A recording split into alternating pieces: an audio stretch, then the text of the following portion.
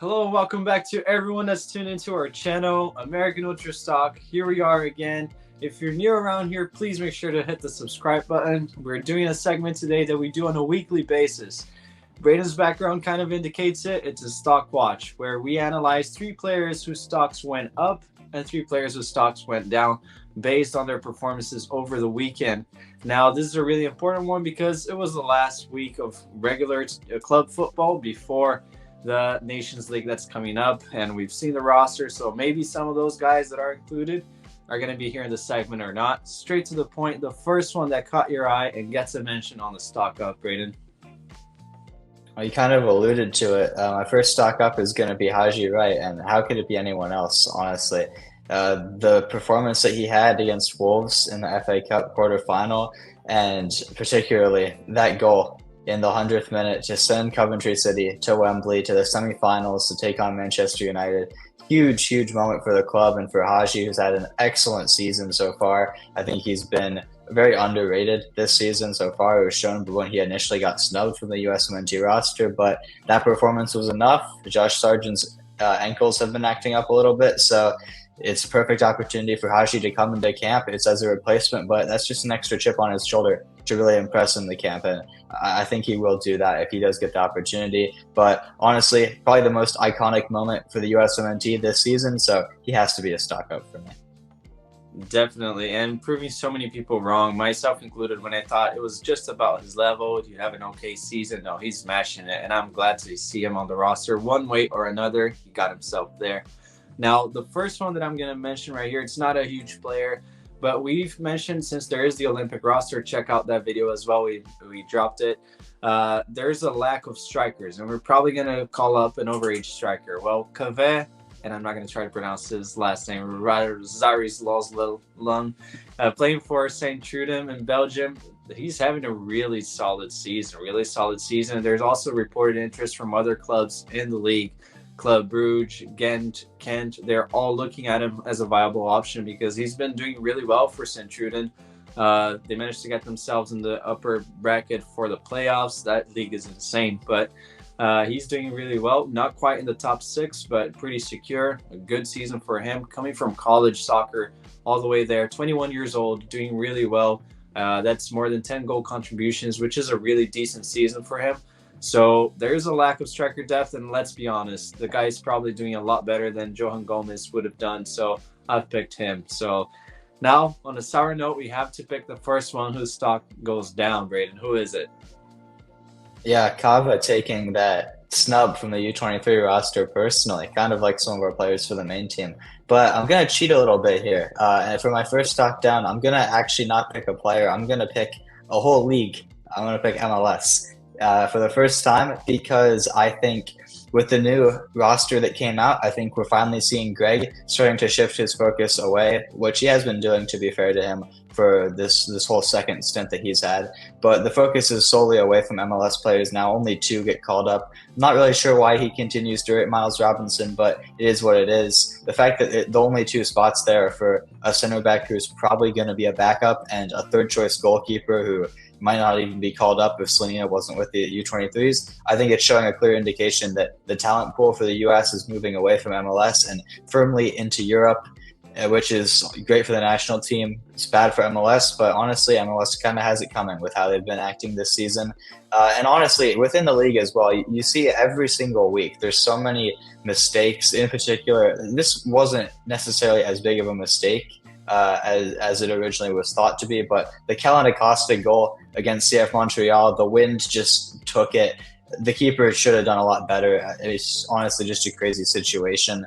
I will say the wind was really strong in Chicago. It's called the Windy City for a reason, but realistically, that shouldn't be happening. And another example as well, Luis Suarez's second goal for Inter Miami this weekend. Alex Bono, just shocking goalkeeping from him, from DC United's keeper.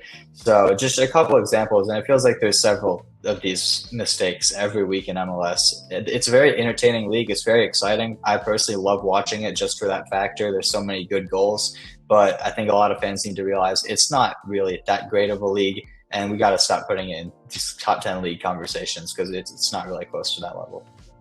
I will say there's a reason why guys like Jesus Ferreira smash the league and get great, crazy numbers every year, and why Aiden Morris has the best stats out of any CDM that we have in our pool. The league is not at a good level, honestly. I agree with that.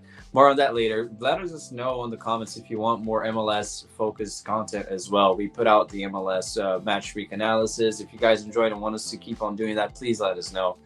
But I'm picking a player for my first stock down that I'm actually kind of sad. Christopher Lund. I'm sad and not at the same time. He played against Venezia, and I think that it's as high of a level as he's going to face in Serie B. Apart from Parma, the table speaks for itself on the amount of goals scored per match. That Venezia has a good attack and chances created, and unfortunately, he didn't fare too well. Did look really lost in one of the goals, and another great opportunity that he was dribbled past. It's a little bit sad because I thought that was a high stakes game. Palermo, they're not at the best of moments, and Lund did get subbed off at halftime, which is never a good sign. I thought that he could have done a little bit better in the game. And the reason why I'm picking him as well, he was on my stock wants to watch list that we also leave at the end of the video, players that we'll be keeping an eye on. And I thought that he didn't have a good game. Getting subbed off is not a good sign. So, especially with how Jedi is performing, I think there's still a huge gap in quality from the backup position, which it says at the moment. Now, moving on to the other player that got this stock up. Braden, who is it? It's another late winner, actually, just like Haji Wright's situation. And it's another player in a similar position, Ricardo Pepi. He has not had a lot of minutes for PSV this season. Luke de Jong firmly has that striker spot, and for good reason. He's a great player, very experienced, one of the leaders of that PSV team. But it would be nice to see Pepe get more minutes, especially since, as he keeps proving, especially this weekend, whenever he gets the opportunities, he always delivers. This time, again, a late winner to give them the win over Twente, continue to progress up the table, and continue to lengthen the gap between them and second place Feyenoord. I think, honestly, considering how good of a season PSV have, Feyenoord aren't actually that far behind. So getting these wins, especially against good teams like Twente, is really crucial. Malik Tillman assist as well on that, and it came right after Lozano scuffed a huge tap-in chance. So perfect goal from a USMNT perspective, but it'll be interesting to see how Pepe does this camp. He's going to be fighting with Fowler and Balogun. Probably only Balogun. It was supposed to be Sargent as well, but with him getting injured and Haji getting called in, I think Haji will be out on the wing. So a perfect opportunity for Pepe. It's a 1-versus-1 competition between him and Balogun, who, it has to be said, hasn't had the best of form this season. So honestly, I think the spot is there for the taking, and if he can continue his goal-scoring form, I think he has a decent shot of overtaking Fowler and Balogun. Yeah, even with the limited minutes, the amount of numbers that this guy puts on, and good performances as well, clutch moments. Let's remind ourselves he did put him through in the Champions League in the group stage. So yeah, and it's another good moment for him. I think it's appalling that some people said that Balogun's having a good season. I have some friends that think that he's having a better season. I don't agree with it. But anyways, moving on to my next player that gets a stock up.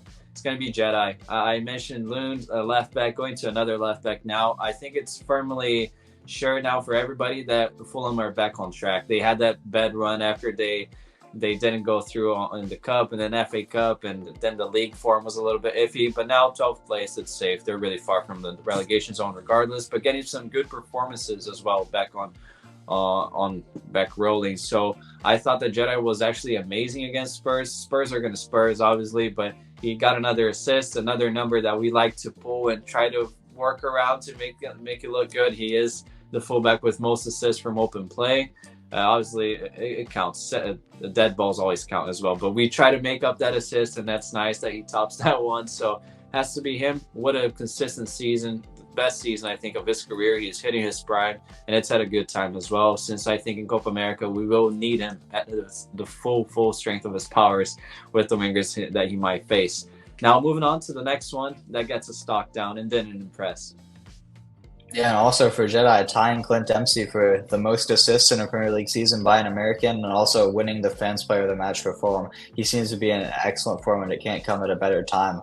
But on a more sour note, I'm going to actually mention another left back. Yeah, it's crazy. We didn't plan this at all, but I'm going to have to mention Jonathan Gomez. He has been a player who, in my opinion, and a lot of people's opinion, should be with the U23s at the Olympic camps and maybe the Olympic roster, but he keeps not being there because Miranda's his club, even though he's on loan there. Sociedad probably should be talking to them and making them release him, but they're not. They keep keeping him despite the U.S. asking to have him at the camps. And usually we've seen so many players, both for the U23s, like you mentioned with Kaba Zahir Islam, and for the main team as well, like I mentioned with Haji Wright, taking it personally when they don't get the call up. Jonathan Gomez did the opposite this weekend, a 4-0 loss and a really bad performance. Honestly, I thought it was probably his worst of the season, and it comes at a really bad time towards the end of the year. He's still in contention for the Olympics because by then he will be back at Sociedad. I'm sure if he was called up, they would release him for the Olympics because they're going to want to get a better look at him to ultimately decide whether they want him to stay with them next season or go out on another loan. But yeah, it's just not the best of situations for him. It's not the time to be dropping out of form. Yeah, especially considering that Caleb Wiley, remember that he knows how to play and had a good game for once. So yeah, it's definitely a bad camp for him to miss, and 4-0, it's never good for any defender. Moving on to the next player that I'm going to mention on stock down. He's always doing well, but it's mostly due to his club situation. I think that Real Betis with Johnny, they're not going to qualify to any European football. I mean, you watch them, it's where's the creativity? Where are the goals going to come from? This is not on Johnny, but I think that I would be really happy if he got to play in Europe, in another European competition next year, and I don't think it's going to happen. He didn't have the best of performances as well as the first time that he doesn't win all of his ground jewels. It speaks volumes. The guy has been in great form. But yeah, it's going to be a stock down because ultimately in the long run, I think that Betis has a lot to figure out because these injuries, let's hope that they don't keep on happening with all the key players they have, but they need to strengthen the squad. There's a lack of creativity that's appalling, really, and striking power. So next year, if Johnny plays with the same players that they have right now, I don't think that they would finish top half of the table, to be honest. I think that they are that fragile going forward. I can't imagine them scoring goals, really. So it's going to have to be a stock down. Not really based on his form. It was a mad match against Rayo Vallecano. He could have done better, but not something to worry about. Moving on to the last one that impressed and gets the mention on the stock up. Yeah, one thing though for Real Betis is Isco is finally back from injury, so that could save them. He was excellent before he got injured in February, so I think that could definitely be a boost in form for them. But moving on to my last stock up, and it has to be Medford Messi, Brendan Aronson, the GOAT, as some people, as I would say. I think he is another one, like Haji Wright, and I think even to a more extreme level, he really took the snub personally. And I think, honestly, as much as I don't like to say it, the lack of a call-up was warranted. He hasn't been having a good season. There are some other players who haven't been having good seasons that maybe don't get scrutinized as much as him. But I will say it was fair. But against Werder Bremen, he really showed what he can do and why he was so hyped up when he was at Salzburg. Excellent match. It's the best I've seen him play since he did move from Salzburg, scoring a goal. Setting up the play for Jorge Vertessen's goal as well. They seem to be forming an excellent duo, the two newcomers this season for them, for Union Berlin. And I think Brendan, honestly, I think he's just going to keep it going. I think he's mad he got snubbed initially. He's going to be with the camp. I think he's going to keep this form rolling against a very inferior defensive opponent in Jamaica. I think if he comes off the bench against some tired legs who already aren't great defenders, I think he could honestly work wonders. And after the international break as well, I think he's just going to keep the form going and maybe make an interesting decision for Union Berlin in the summer on whether they want to keep him. Yeah, I mentioned this when we did the review that maybe this was a good wake-up call for him. I didn't expect him to do this well, but yes, he did take it personally, and what a good performance is what we want. And if he's the type of guy we have on the bench, we're in good hands because he always puts up a great amount of work rate. But again, as I always say, he's so underrated on the ball, so technical as well. Nice to see him do well. And hopefully he gets this finishing. He's doing a little bit better with finishing. If he improves it by 20% from what he has now, he'd be a crazy great player, in my opinion. But now moving on to the last one that I pick on my stock up, it's going to be Brian Reynolds. I mentioned him on the stock down last week because I watched the game and I thought that he was horrible in the tie that they had on a Friday, 2 games ago. And he actually did really well this week. I thought that he did all right. And I think Westerlo, although they were looking like they'd be fighting again for their lives until the very end, they're doing a little bit better. And Brian Reynolds, the passing was a little bit shocking at times, but it still did fairly well. I thought that it was really good that he was commanding the defense at times. He was the one pointing out and kind of structuring players. And I think that will be really important with the Olympic camp since he did get called up. He's one of the most experienced guys in the squad, with most experience at big clubs as well. And I think he's kind of an underage player. I don't know how to explain it really, but he is a seasoned vet when compared to some other players we have on the camp. And we're playing a good team that did well in the African Cup of Nations, so he's going to have to be on top of his game. It comes at a good time for him to do well. Now, last one that got to stock down, Braden. Yeah, and I just mentioned Brendan Aronson for the stock up. My stock down is going to be the player who got hurt that he ended up replacing. It's going to be Luca de la Torre, because I think, especially now, we've seen so many emergences this season for our midfielders. Weston McKennie has been a revelation this season after a very shaky year last year with Juventus, and then that horrible one move to Leeds that we try not to think about too often, but it gave him the wake-up call. He's been sensational this year. Yunus Musa has struggled for minutes at Milan, but whenever he does play, he looks so solid on the ball, so press-resistant as well, which is key, especially when we're going to be playing a pacey team like Jamaica in the Nations League. And Luka's kind of become an afterthought, even though I think he's had a pretty solid season. Definitely his best for Celta Vigo. He's had a lot of good moments, some good goals, assists. But I think he's kind of becoming a little bit of an afterthought, and honestly, for good reason. I think he's firmly behind McKennie and Musa in the center mid's pecking order. He's played at the 6 occasionally, but he's firmly behind 2 or 3, maybe even 4 players at that position now. He definitely can't play at the 10. So honestly, he's becoming a risk to not even make the roster for the Copa America, especially if his injury does keep him out for an extended period of time. I don't think it's that serious. Honestly, I think it was a doubt whether he could even be injured for the camp. I think he definitely could have played in the Nations League, especially in the final match. Hopefully we make it to the final, but it's not a good time for him. Being out of form now and injured, especially when someone like Brendan Aronson is coming in the best form of his life, or the best form of the season for sure, it's not looking good for Luca de la Torre's prospects.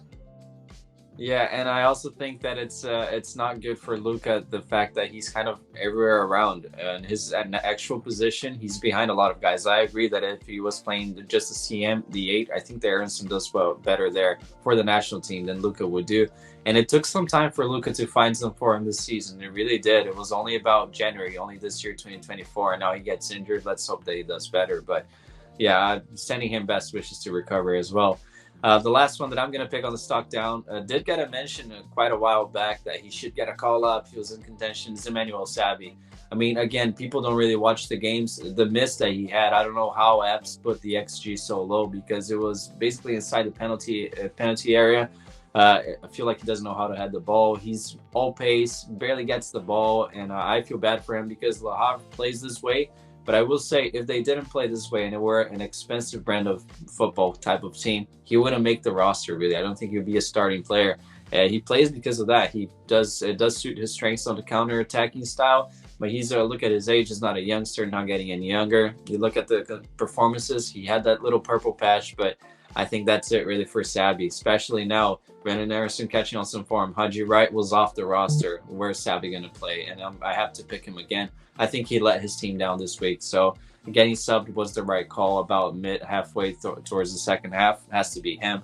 But now moving on to the guys that we'll be keeping an eye during the week. We have really big games coming up. We're going to pick, we always do this, by the way, one of the mainstream players and then another one that goes under the radar. What are your picks, Braden? Yeah, and it's perfect differentiation this week because we have the main team, obviously, the A team playing in the Nations League that we can have a player to watch from, a mainstream one. And we have the U23s as well, who are playing, and we could have a sleeper pick from there. So I'll start with the main team. My player to watch is going to be Johnny Cardoso. You mentioned him for stock down. He's been in stock up a lot since his move to Real Betis as well. And I think this is his opportunity. Tyler Adams is back from injury, but he's only going to play 45 minutes max in this camp. It remains to be seen whether that'll be against Jamaica, whether it'll be in the final/third place game, depending on how the results go. But honestly, I think this is Johnny's chance. It's right before Copa America. It's the last competitive camp. We do have friendlies, but it's the last camp where we're fighting for a trophy. He should have a lot of opportunities at the six based on his form. I do expect him to be starting. Hopefully Greg makes the right decision and gets an extended look at him, because honestly, there's been maybe one game that we've had a really good look at him for the national team against Ghana, but outside of that, it's just been small cameos, not really enough to make a real impact. So he needs to take this opportunity and fly with it if he really wants to challenge Tyler for the starting spot for Copa America.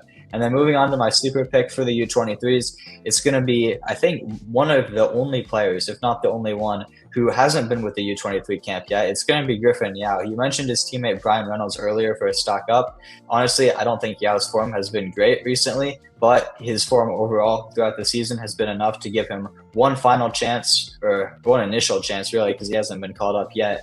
But this is his opportunity, kind of like I said with Johnny. It's his chance to impress the U23 coach, Marko Mitrovic, and stake his claim in a crowded winger pool for that age group to really be on the roster. There's a lot of competition in the camp, and even some that are injured, like Taylor Booth. He's going to have a really, really good camp in order to stay in consideration. We'll see if he can do that. And I'm actually going to pick an honorable mention as well, and it's not an American, really. I'm going to pick Noah Buck, the New England Revolution player, because I love to hate on him because he decides that he's the most English guy ever, despite probably never stepping foot in the country, to be completely honest, except for the camps where he probably gets made fun of for his American accent, and for good reason.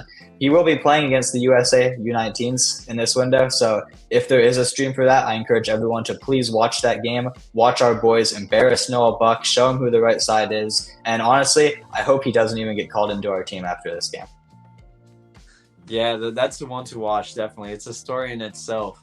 And let us know as well if you want content on those guys as well. We talk about the Olympics, we talk about the main guys, obviously. If you're interested in this type of outliers that we have that will be part of the A team at some point, some of them may be, let us know. The ones to watch for me, they're going to be both strikers. One's going to be Balogun, not having any agenda, really. I mean, if you watch Balogun, if you actually watch, I do think that our fan base 85% don't watch the games. We are the FOT mob, or one football fan base, where we look at app ratings and that's good enough, or maybe we look at someone's opinion and that's good enough, or maybe we look at highlights if we're really feeling into it. But that people don't usually do that. I feel like they just look at whatever is out there on apps. If you watch Balogun, I feel like that his play has been horrendous at times. He's very one-dimensional. I think there's a good player in there, a lot of potential, but let's update the expectations that we had for him. I think this is a good camp for him because it's the best one. Some people say now, I think it really might be Greg's best ever roster. We have so many options versatility wise. We have all guys playing well. We have our stars playing really well as well. So I think that it's a perfect camp for Balogun. He should get a lot of service. He will probably start. I mean, I don't think that there's anything that Pepe can do to earn a start in a lot of people's views. And I think that although he doesn't really suit Greg Ball, Balogun's going to play, and I think it's definitely going to be interesting to watch him and see what the narrative is going to be like, because I feel like that he hasn't really had the best of seasons, and I think that, again, we need to update the expectations on him. I'll definitely keep an eye on him, and hopefully he helps us lift the trophy. The other player is going to be Duncan Maguire, because I feel like he's the only true striker that we have for the U23s that's age eligible, apart from Pepe, who's probably likely not going to play in the Olympics, hasn't been with this group, rightfully so. He's good enough for the 18. And I think that Maguire is probably going to have to pull the cat out of the hat, really, and do something, because he is the only one. I mean, we have Johan Gomez on the bench. What else are we going to do? So if he really wants to solidify his spot as the de facto striker for the Seamen, avoid an overage player being called up, he should have a really, really good show out for the U23s. He hasn't had, and I think that it's definitely important to watch him, especially since the game is allegedly going to be streamed. So I'll definitely tune into that. I encourage everybody that wants to do that, because these guys are likely going to be the ones called up for the actual Olympics. But Thank you so much for watching the video. Thank you for sticking around. We appreciate all of the new subs as well. Again, hit the like button, subscribe, and share with your friends if you can. And we'll see you next time.